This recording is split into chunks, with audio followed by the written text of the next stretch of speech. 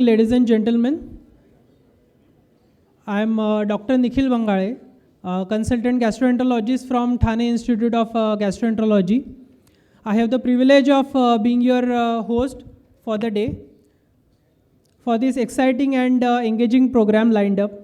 I welcome you all to this second live endoscopy workshop organized by Thane Institute of Gastroenterology and Gastrocare Hospital, Mulund. I thank everyone for taking out their valuable time and grant us with your presence on this beautiful Sunday morning. So we had carried out first live endoscopy workshop back in 2019 in association with IMA Thane, and it was attended by more than 250 delegates with very good response. So we continue this tradition of continued medical education as staying updated with current knowledge is very crucial for our clinical practice. But before we begin, I would like to say a few words about organizing secretary of today's event and chairman of Thane Institute of Gastroenterology, Dr. Surya Prakash Bhandari. Dr. Surya Prakash Bhandari, he is a renowned expert in the field of interventional GI endoscopy. He has experience of more than 15 years in both diagnostic and therapeutic endoscopy training, including ERCP and endosonography, for treating various complex gastrointestinal and hepatopancreaticobiliary disorders. So after establishing Gastrocare Center in Mulund in 2016, he had ambitiously launched Thane Institute of Gastroenterology in 2019. With state-of-art facilities and his expertise, he continues to offer pioneering services in the city of Thane and surrounding suburbs in the field of gastroenterology and GI endoscopy. So today, we'll start the program with traditional lamp lighting. I would like to invite Dr. Akash Shukla, Dr. Rakesh Patel, Dr. Snehal Thakkar, Dr. Praveen Jadhav, Dr. Mota Sir, and Dr. Surya Prakash Bhandari, and Dr. Mrs. Smita Bhandari to kindly come on the stage and light the ceremonial lamp to commence our program. Thank you.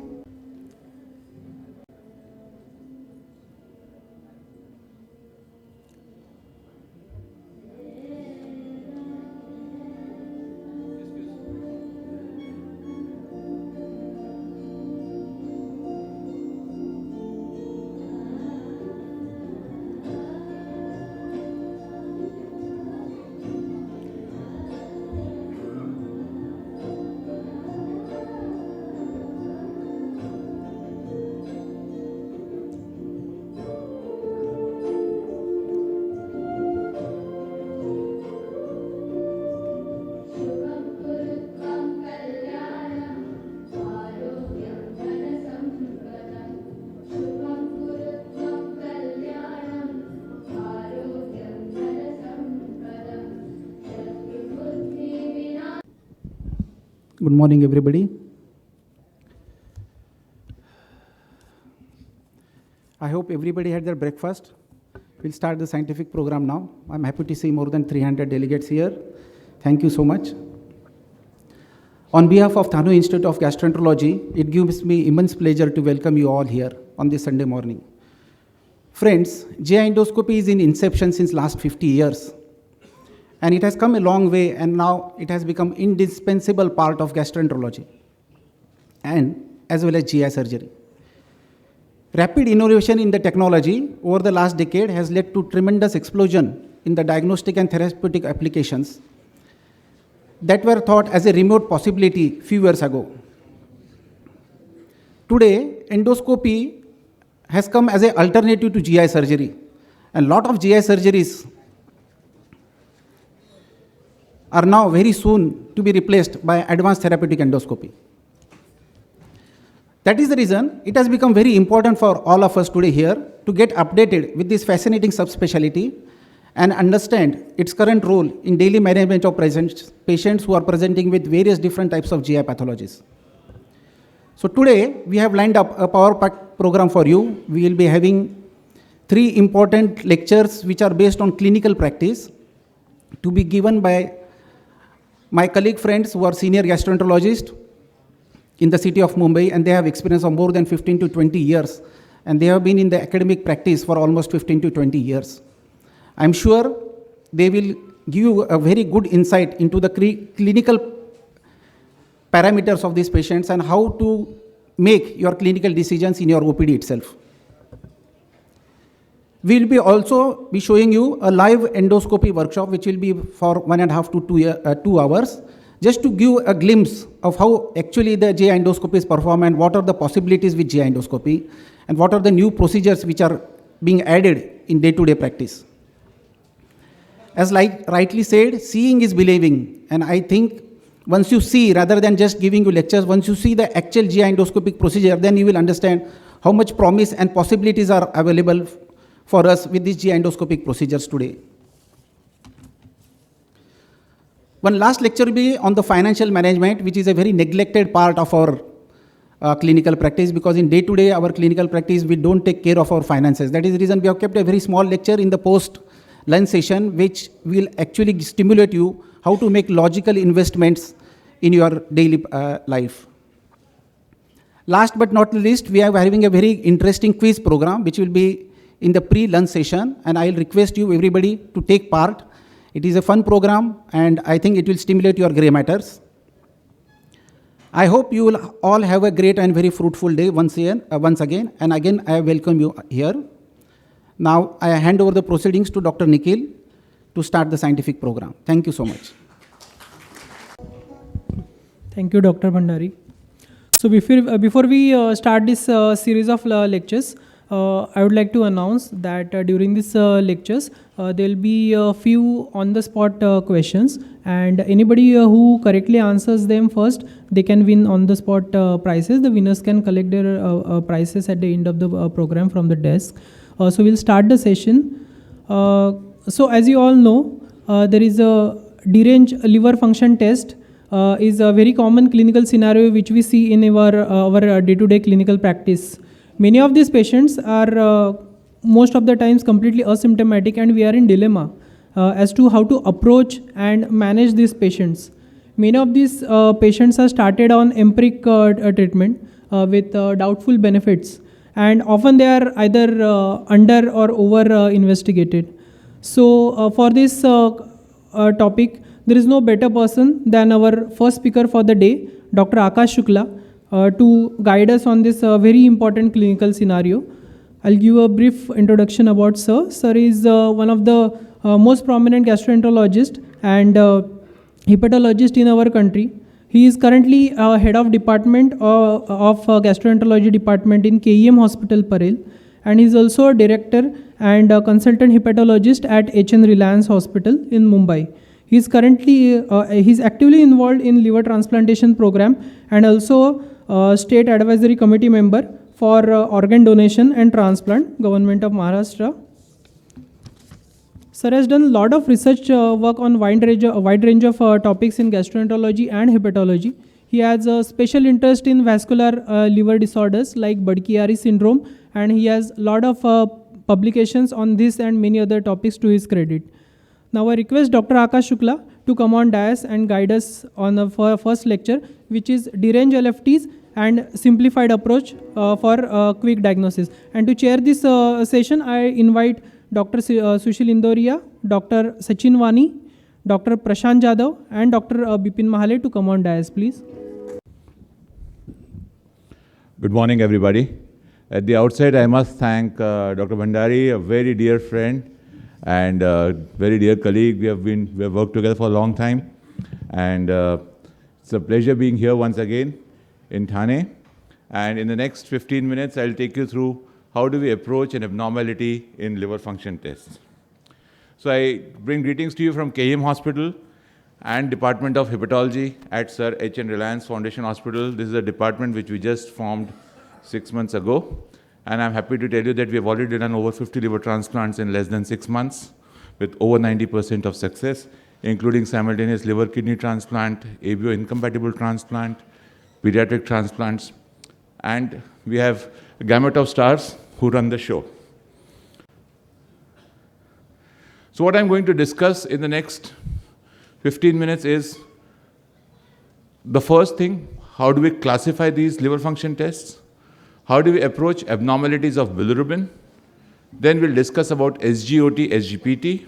Then we'll discuss about alkaline phosphatase. Then I'll briefly discuss about what are something called as non-conventional liver function tests. Now I invite Dr. Surya Prakash Bhandari and Dr. Mrs. Smita Bhandari to felicitate Dr. Akash Shukla.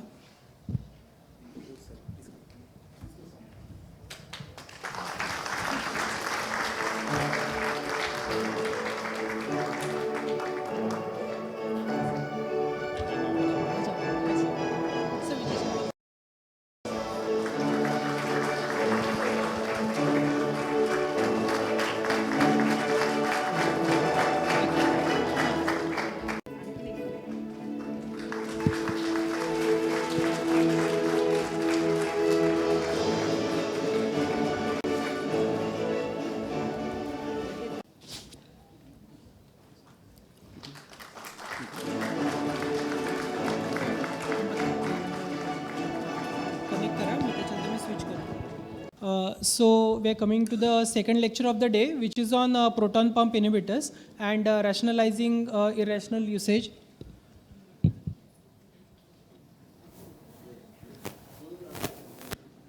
So as you are all aware that proton pump inhibitors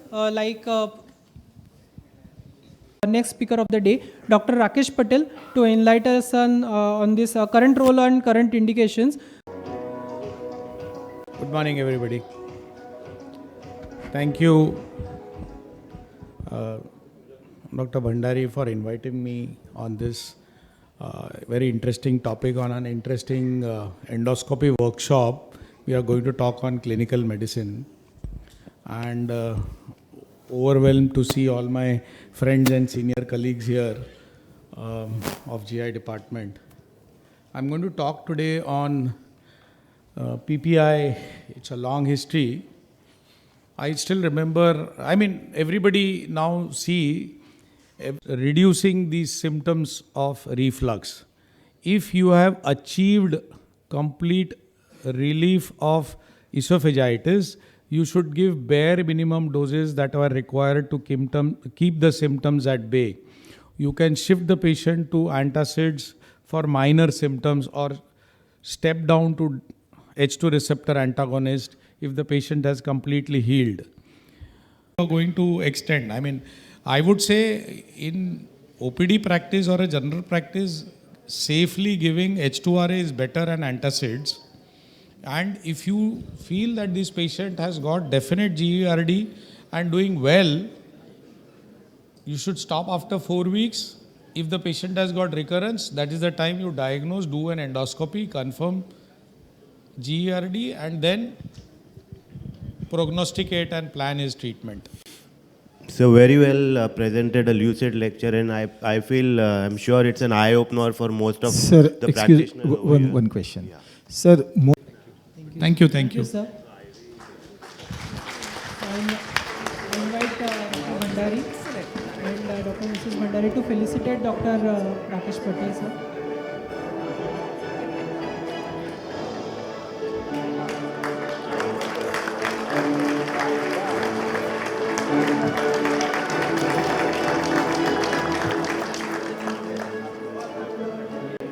I also request Dr. Bhandari to felicitate our chairpersons, Dr. G. Manoj, Dr. Yogesh Shah, Dr. Snehal Thakkar, and Dr. Aruna Bhave.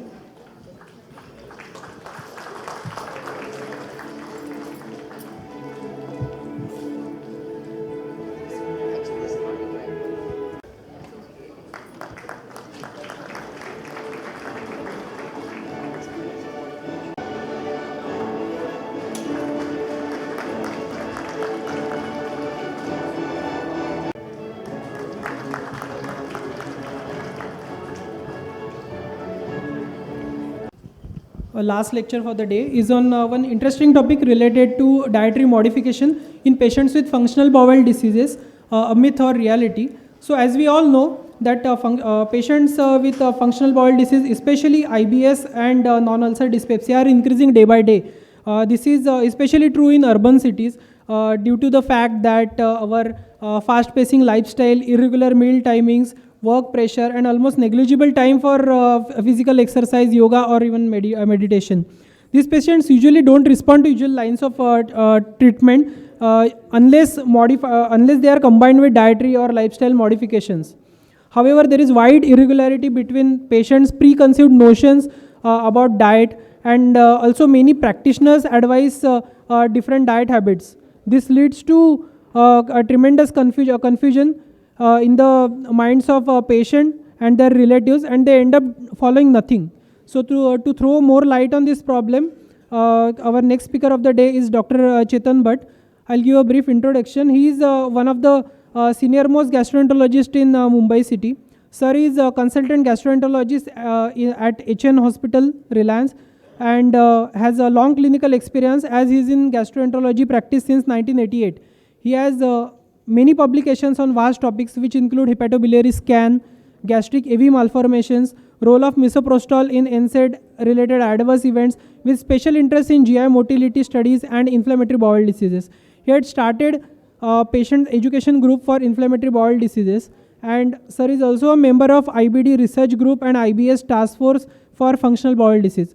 So I invite sir to come on the stage and guide us on this topic. To chair this session, I invite Dr. Praveen Jadhav, Dr. Aruna Bhave, Dr. P. Shah, and Dr. Hemal Gadda to come on the dais, please.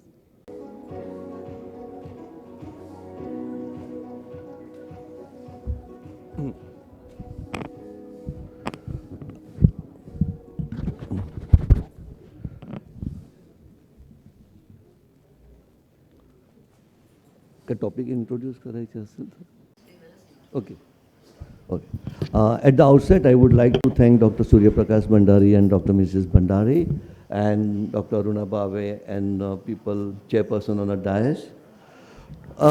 My topic is very interesting topic because there is no pharmacology, so you don't have to worry. Second thing, the most important part of your discussion with the patient, सब खाने का क्या? 90% symptoms will disappear without any specific treatment. And that is the dietary modification in functional bowel disorder, irritable bowel syndrome, and functional dyspepsia. So you learn from the experience or you learn from the experience. Thank you very much.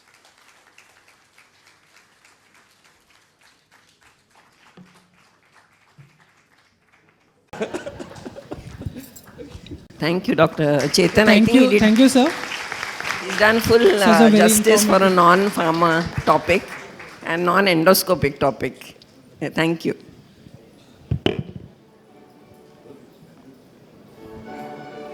Dr. Smita Bhandari ma'am will felicitate sir.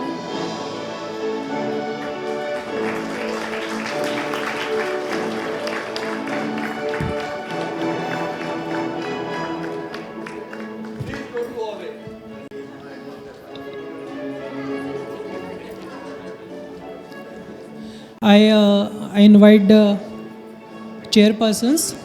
I request ma'am to felicitate our moderators, Dr. Praveen Jadhav, Dr. Aruna Bhave, Dr. P. Shah, and Dr. Hemal Gadda.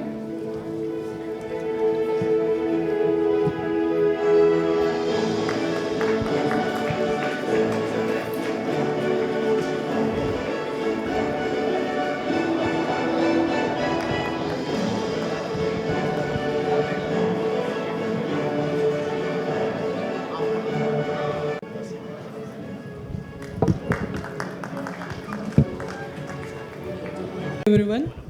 So now we have a next session of live endoscopy demonstration lined up. Before proceeding to that, we have one audiovisual presentation followed by live endoscopy demonstration by Dr. Surya Prakash Bhandari, live from Thane Institute of Gastroenterology.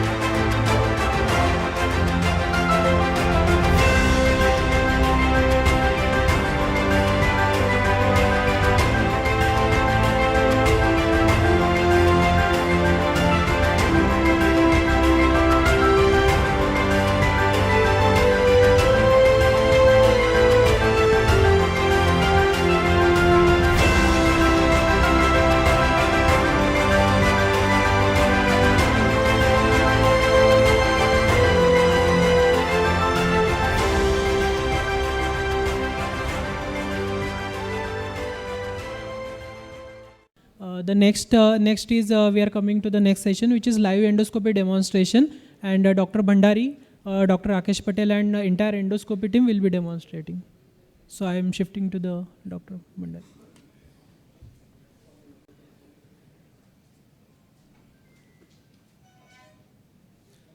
So to yes sir, yes sir. Yes, sir. Yes, sir. So to moderate this session, I invite Dr. Vikrant Bhagwat, Dr. Kishore Naik, and Dr. Ramesh Punjani.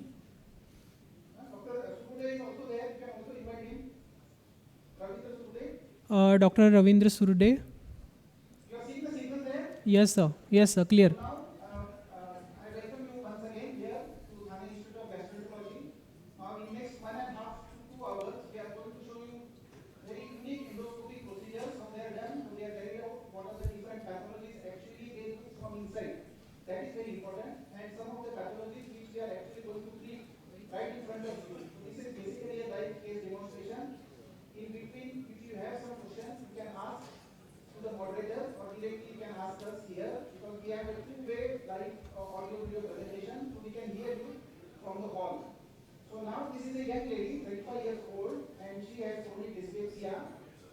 And for her, we are going to do a upper GI endoscopy. She was treated with proton per milliliter. However, there was partial response, and hence she is not posted for a routine upper GI endoscopy. So patient is in left lateral position. She is under conscious sedation, so that she is very anxious about the procedure. That is the reason we nowadays use conscious sedation. That means the effect of anesthesia is only until the procedure lasts. And by doing endoscopic surgery itself, like this polypectomy, we can treat early cancers also, and then patient need not be subjected to either gastrectomy or esophagectomy. So all these morbid procedures can be completely avoided. I will show you what is the site of polypectomy, and there is no bleeding whatsoever. We were convinced when we pull out the scope, but again, for the sake of examination, we go in again and see this area of polypectomy. There is hardly any bleeding. You sometimes cannot even identify the site, but the site is here. This is the site of polypectomy, you can see here. And this is the area of bleeding, but this bleeding which we have taken during the biopsy is self-limited. It will stop on its own. So now this patient is over. Now we will quickly shift to the other OT, where one more patient of chronic dyspepsia is lying down, and I will show you what are the pathologies in that patient. Yes. So this is our second patient, and he is 40 years old. He is chronic alcoholic, and he has chronic dyspepsia. He has been treated multiple times with lot of PPAs and other medicines. He is slightly reluctant to undergo lifestyle modification, but recently, last 6 months, he started having dysphagia, and that dysphagia was more for solids than liquid. So when we take history of these patients, it is very important to ask if there is dysphagia to either solids or liquids. Because if it is a dysphagia to solids, that means there is some luminal narrowing.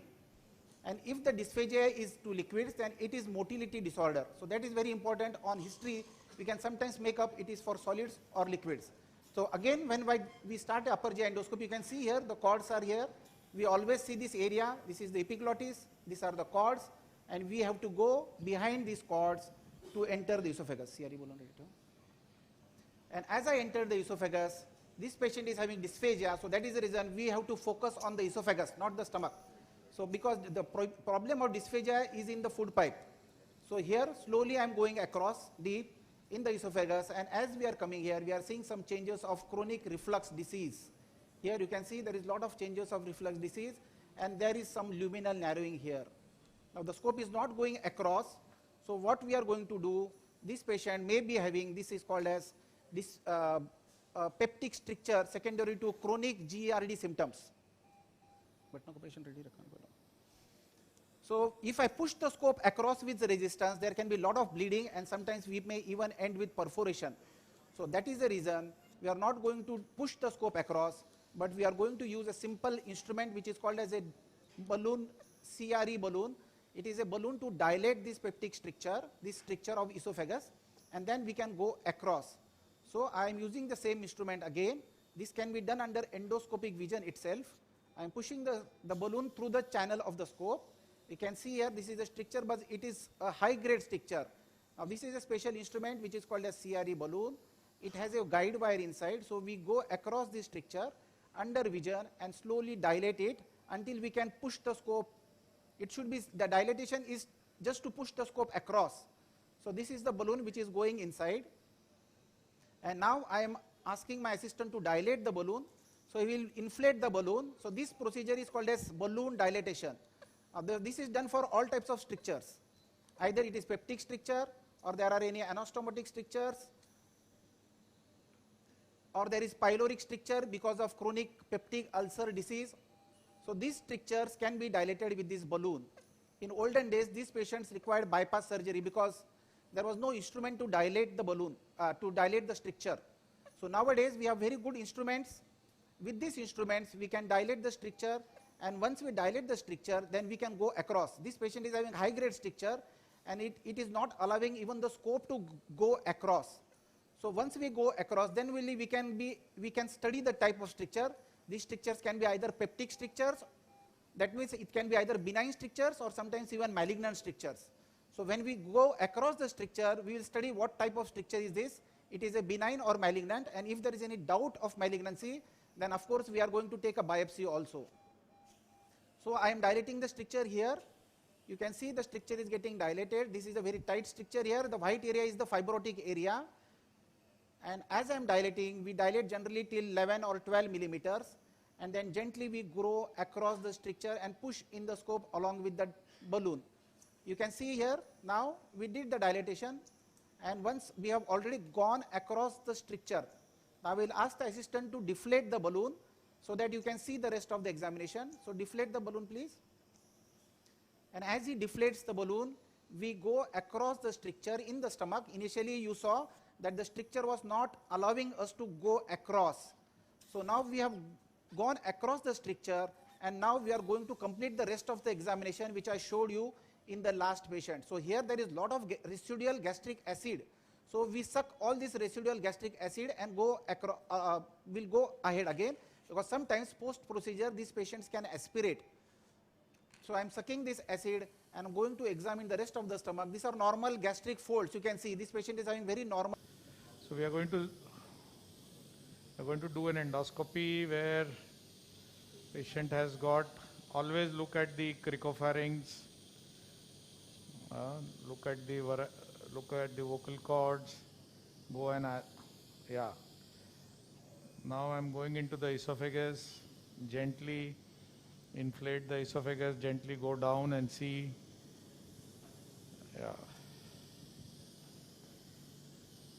Yeah, you can start seeing these veins. These are abnormal veins seen in patients of liver disease. Now these varices are graded depending upon how they occupy the lumen of the esophagus. Actually, this patient probably has undergone already few settings of banding. That's why you're seeing, you can see scar here of previous banding, and these varices which are occupying almost half of lumen, they are called as grade 2, grade 3 varices with scarring. Generally, the flow of varices are from below upwards. So when you have to do banding, you have to start doing banding from below up. What you are seeing here is portal hypertensive gastropathy. You saw normal gastric mucosa which was clean without much inflammation. You see this snake skin appearance. This is typical of portal hypertensive gastropathy. What you are seeing, linear erosions happening like a spoke wheel appearance around the pylorus. We call it portal hypertensive gastropathy or gastric antral vascular ectasia. First part of duodenum, which is normal. Second part, normal. Looking at the papilla above at 12 o'clock, beautiful papilla. Minor papilla at 1 o'clock position, and at 11 o'clock is the major papilla. So we are going to come back looking at the portal hypertensive gastropathy. You upturn the scope to look at the fundus. There are no gastric varices. You should look at GOE1 or GOE2, where you will see varices on the lesser curve or on the greater curve. You don't see veins here. Suspicious of, no, this is a portal hypertensive gastropathy. This does not look like a varix. So now, we have in this patient of cirrhosis, veins which are coming from G junction above. These are grade 2, grade 3 varices, patient of previous banding, but these varices look sinister. You have red color sign here. So these red color signs have an indication that this patient will bleed. So this person will need esophageal variceal banding. So banding, when you do, you are going to band each vein starting from G junction, because the flow of blood, or in the portal hypertension, the flow of blood is from below up. So if you really band these junctional varices, you can safely eradicate the varices. Okay. So now I am going to remove the scope, load the band, go back again, and start banding from below up. So these bluish tortuous vessels are varices. When it occupies without inflation, almost half of lumen, they are grade 3 varices. This vein looks quite sinister because there is a risk of bleed. I'm going to now remove. To be careful when you are going to introduce, because going across the cricopharynx sometimes is difficult. Can you see? And the vision becomes limited. So that's why we always first do the endoscopy, not directly load the band.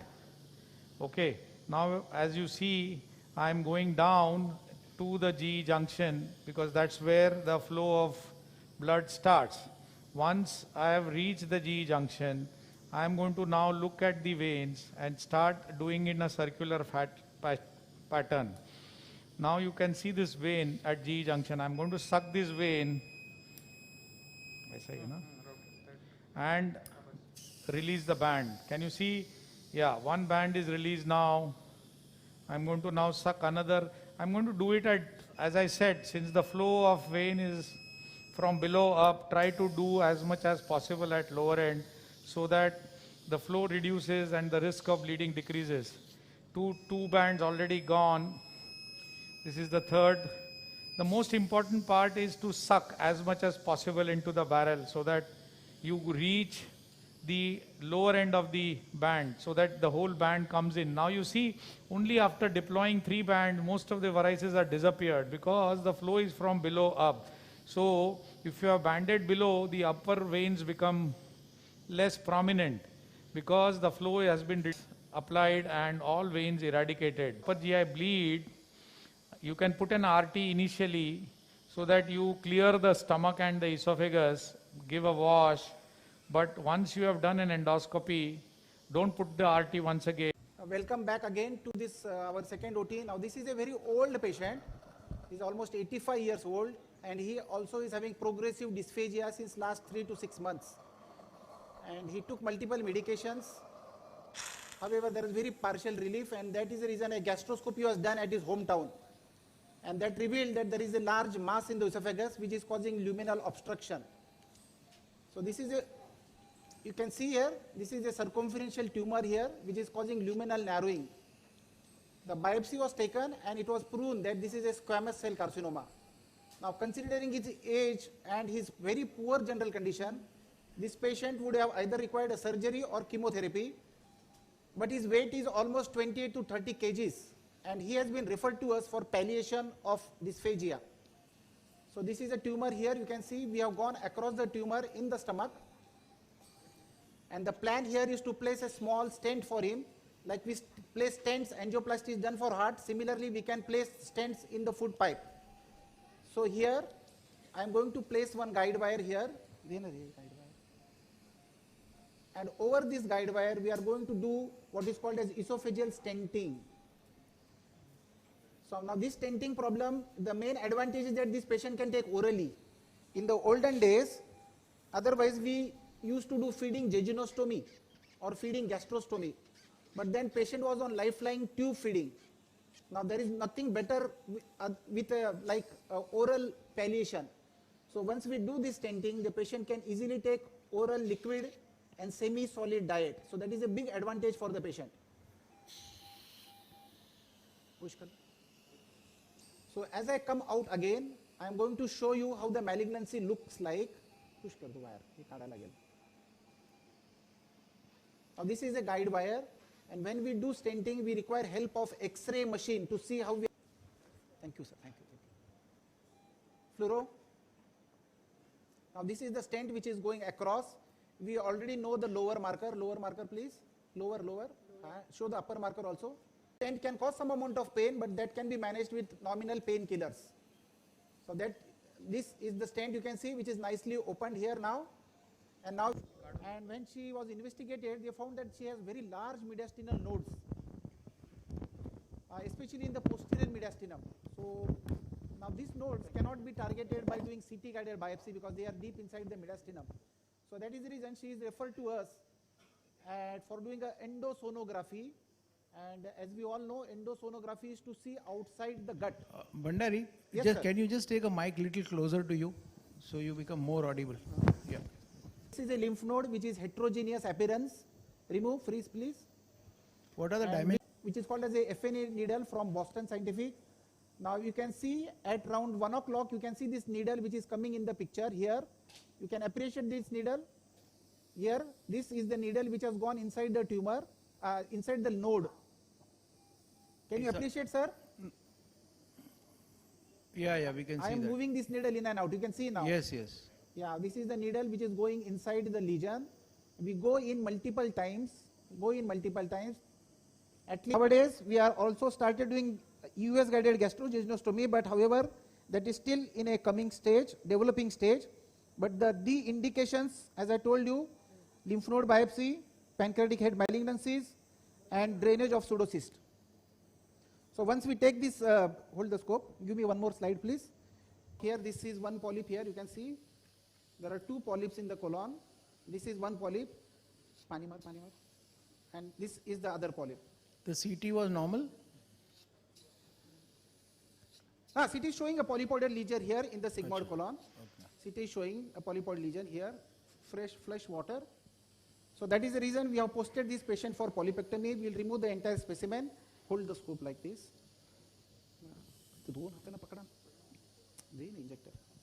So what we are going to do here now, you can see the stalk of the polyp here.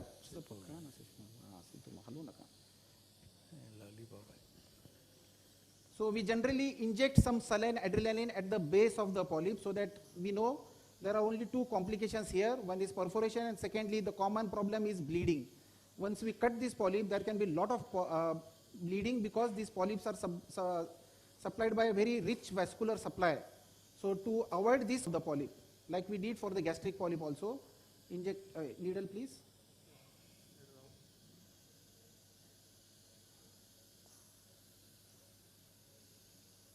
So we inject at the base of the polyp. Needle inject. Yes, like this we inject, we inflate completely. Yes, that is okay.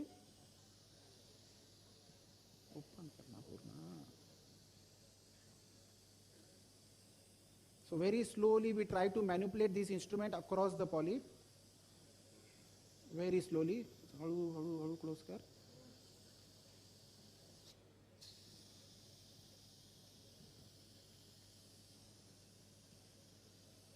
Open. Very slowly we have to manipulate our snare so that the entire polyps come in one sitting.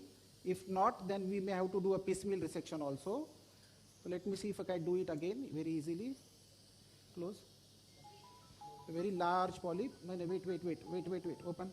2 polyps are coming together. Now close.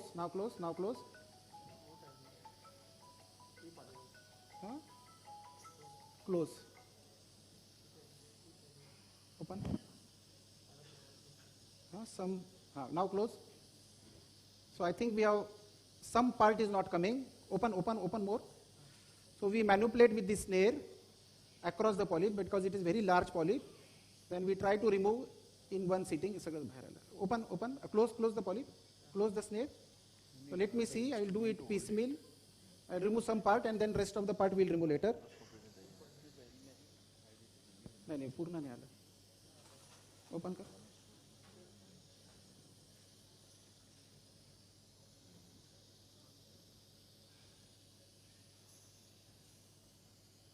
A very large polyp.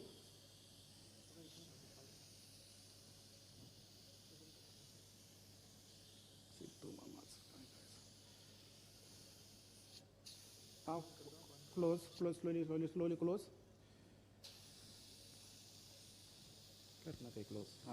Now I think we have got the entire polyp. You can see here, appreciate. This polyp we have completely got inside the snare now. Now what we have to do is to slowly coagulate the base, very slowly, because we need to give time for the tissue to get coagulated. If you do it very fast, then there can be sudden bleeding. So very slowly, my assistant is also closing. Wait. But again, polypectomy is already over now. Open the snare, and with the same instrument, I am going to extract this polyp. Close. So you can see this large polyp is coming out now. Large polyp. And once I remove this polyp, I am going to send it for histopathological examination. Very large polyp. You coagulated with a bipolar? What was that? Yes. Okay. Remove. Give me a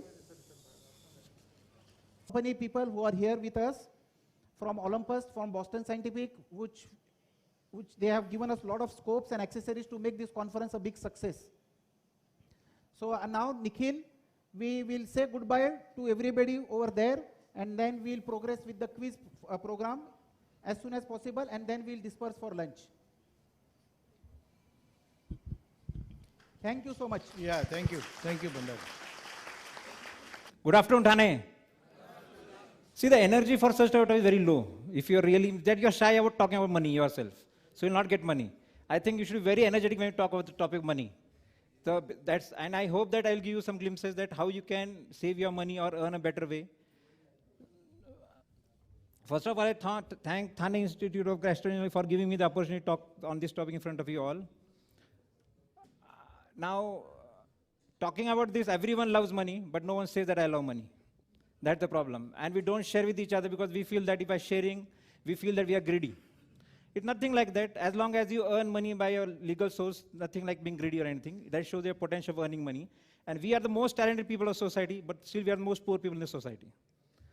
Because being talented, we went to such kind of things, and people who are C-grade than us are earning more than us. Because of some things that we have in our mind that don't work for us. Questions also if you want, and thank you for your patience hearing. I hope you liked my lecture. This goes for 4 hours. 4 hours में हम कुछ experiment करते हैं, and this is just because I love it. Means एक मारवाड़ी रहने की वजह से मुझे पैसे लगाव है, उसलिए मैं देता हूँ. Okay, thanks. I call upon Arushi and Ayushi Bhandari.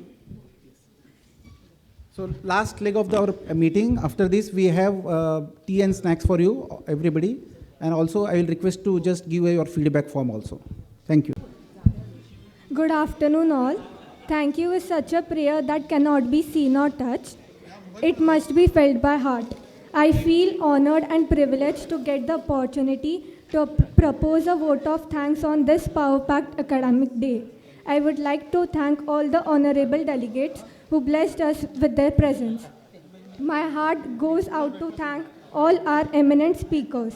Words are not enough to thank their constant support and their contribution to shape this conference. I, on behalf of organizing committee, convey hearty thanks to all our academic partners, Sun Pharma, Reddy's, La Renon, Iris, CNX Pharma, Fortis India, Alembic, Torrent, Olympus, Niti for their gracious support. My sincere thanks to Mr. Shinde for managing excellent uninterrupted audio visuals. I would like to thank management of Satkar Residency Hotel for this great venue and delicious food. We have been fortunate enough to be backed by a team of very motivated and dedicated staff.